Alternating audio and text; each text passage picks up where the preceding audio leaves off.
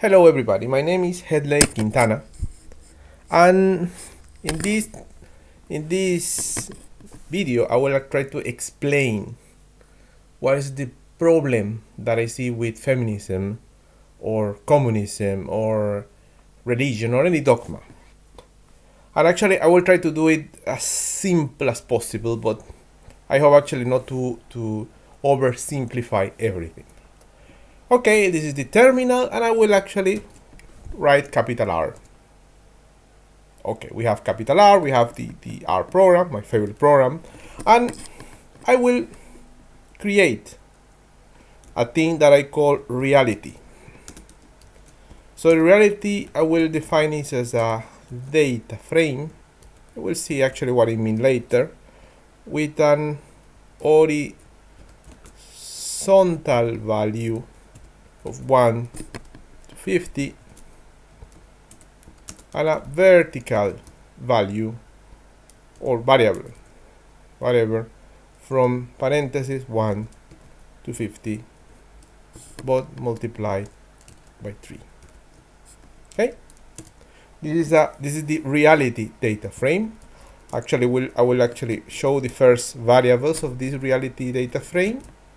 Reality, and you can see actually have some values in the horizontal dimension and another value in the vertical dimension. I will reduce all the reality that we know into this object. Okay, so if I one thing that we the humans actually do in this reality, I'm not talking about the object that I created now, actually the actual reality, is the reality is very complex and have a lot of dimensions and variables, not two like we see here. So in order to make sense of this reality that we live on, we have to create some kind of model of the reality. So for instance, if I am in my room and I suddenly hear some barking, it's very likely that I actually imagine that the possible source of the barking is a dog. If I try to investigate further and look for the source of the barking, I will find that it's a dog. And given my experience with barking, actually I can actually know somehow, probably I can have an idea about the race, the breed of this dog. If I go to the supermarket to buy milk, I will expect that the milk here in Sweden, where I'm living, costs less than 20 kronor per 1.5 liters. This is an expectation that I have, and then I actually put a 20 kronors bill in my pocket. I go to the market, the closest market, and it's very likely that I find a carton of milk that costs less than 20 kronors. And in summer, for instance, I expect that actually the trees grow leaves, and these leaves fall in autumn, and during winter actually most of the trees, except the perennial ones, that for instance the pines and so on, lose the leaves. This kind of models of reality is what make us humans. And in general, this model actually describe the reality as we try to do that. When the ancient, for instance, civilization, not only the Greeks, the Persians, probably the Mayans, all of them actually look at the sky and during the night, and actually saw in the sky some brilliant point of lights that we call stars, and now we know that some of these points could be also a big galaxies and blah blah blah. But they actually saw, and they saw the stars, and they imagine that some mythical heroes actually represent these stars in the skies. But actually, this model of reality is not actually compatible with with our current knowledge of reality. It's not have nothing to do with that. But actually, their eagerness to look for patterns, actually look for to the sky and actually see the actually heroes and gods and whatever in the sky. But after doing experimentation, these models of reality use actually are not actually longer valid for the great majority of people. However, there are people actually who believe that these dots in the sky have something to do with their life. Well, that's another story. But the biggest problem that I have actually with this new feminism that actually have hijacked the academia is that actually they propose models of interaction within the society, for instance, the patriarchy and the oppression and blah blah blah thing. And this model actually have not been proven to be real. If, for instance, I have created this reality,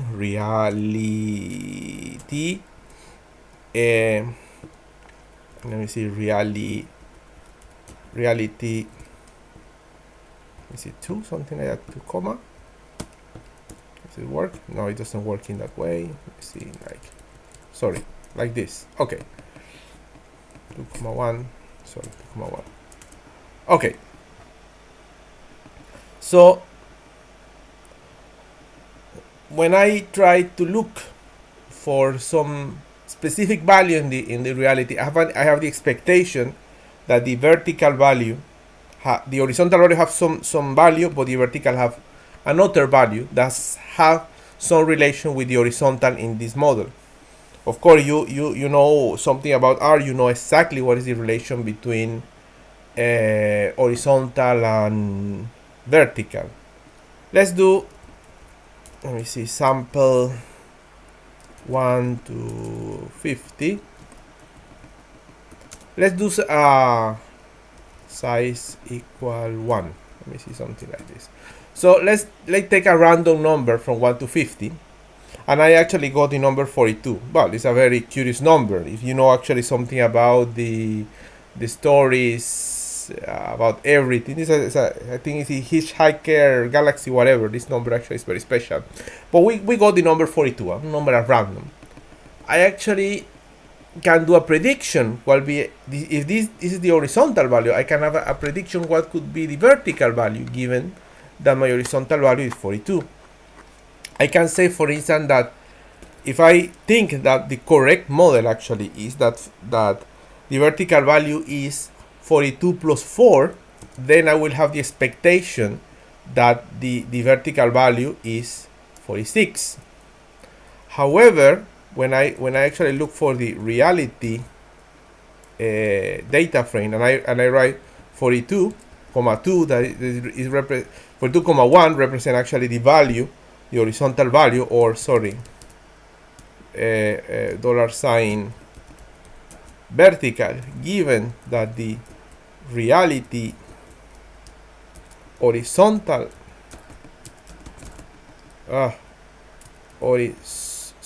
value is 42, I will get the answer is 126. So what it means, let me just clean up again. If I actually compare these two values, given that the model, this one, were correct, I will expect that actually this value will also be correct. However, I can make another model and probably something related to multiplication, let's say. So 46 multiplied by 8 will be 368, but the reality is that the value is 126. So it means that probably this is not the exact number to multiply. Let's try for 4.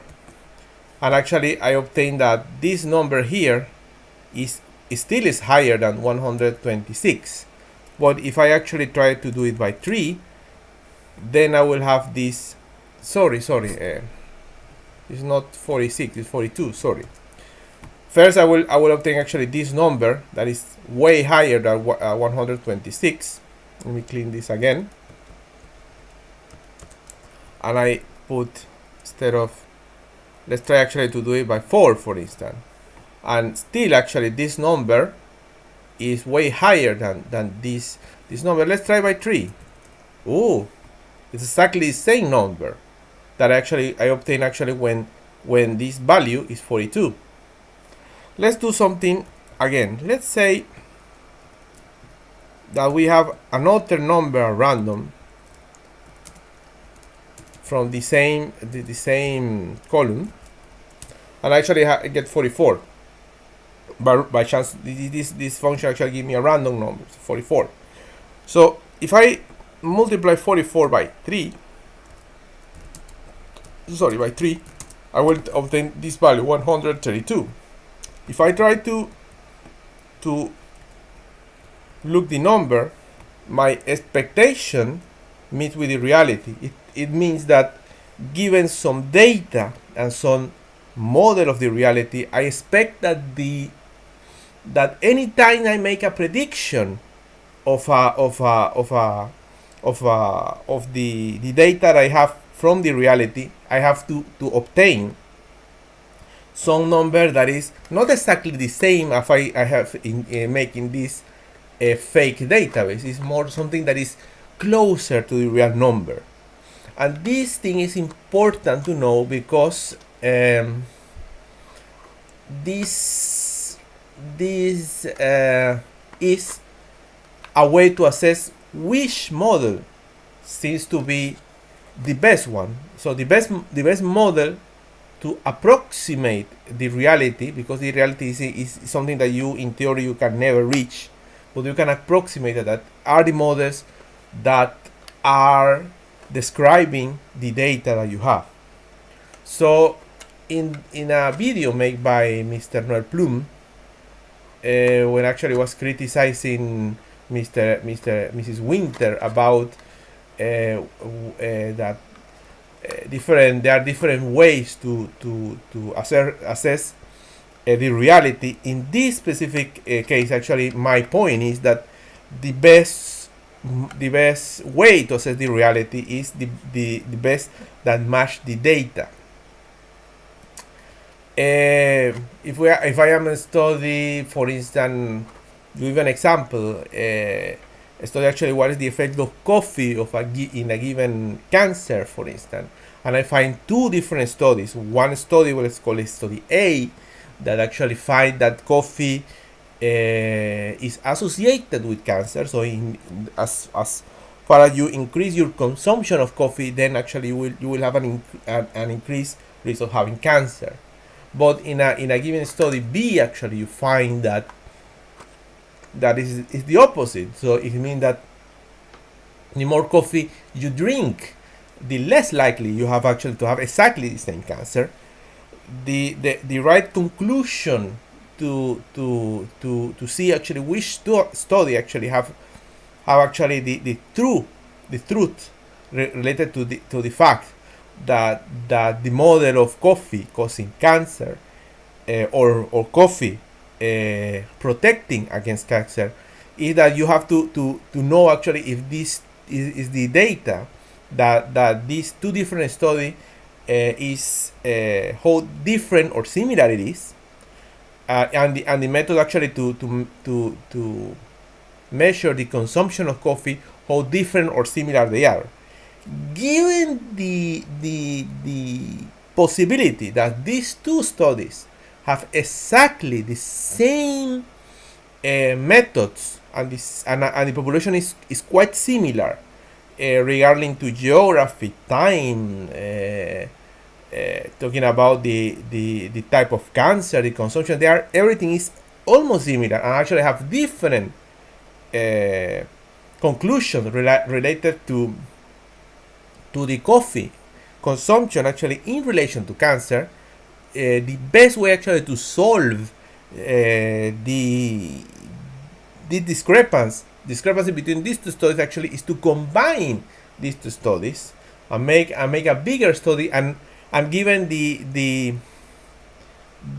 models of one study and the other, the sample size and so on, then you will have actually a better understanding of the reality of coffee in relation to cancer. In the problem when we talk about these feminist theories and the patriarchy is, first, the patriarchy is very loosely defined. I have no idea what the heck is that thing, and given that that thing is defined, there is no way to do actually testable prediction given some data in relation to that. For instance, I remember there was a study talking about the sexism in video games. The problem with that study is it's very loosely defined, the way that you score sexism. And I assume that it's very difficult to reproduce this kind of studies. One thing that you going back to the example of the coffee and cancer, you have to have some way to replicate the finding that you find in both studies. Given that you have actually these two studies actually saying contradictory findings, and when you combine, probably you find another finding or whatever you find, and you are still not convinced about the methodology of these two original studies, actually you can create a third study actually with better way to measure the amount of coffee, for instance, and then actually look for the risk for developing cancer. This is the thing that I would like to mention. And again, actually, the main problem that I have with feminism is not that, I don't know, that I actually want that woman be oppressed, or I want that woman be beaten by their husband or their parents or whatever. No, is that from the perspective to, as a model, making predictions. The prediction that the feminism as a theory does not correspond to the reality that we live in, especially talking about the realities from most countries in Latin America, the urban cities in Latin America, and the countries like United States and North and Western Europe, or probably Southern Europe actually could also be in that list. So this is the thing that I would like to do about reality. Is a very complicated business. It's very difficult to deal with reality, but have to be done in a way that uses models and frameworks that leads to predictable predictable results in a first instance within a little database, and from this database to be generalized to a bigger population. This is the thing that I would like to mention, and thank you very much for listening. Those who actually have listened this explanation, thank you a lot of.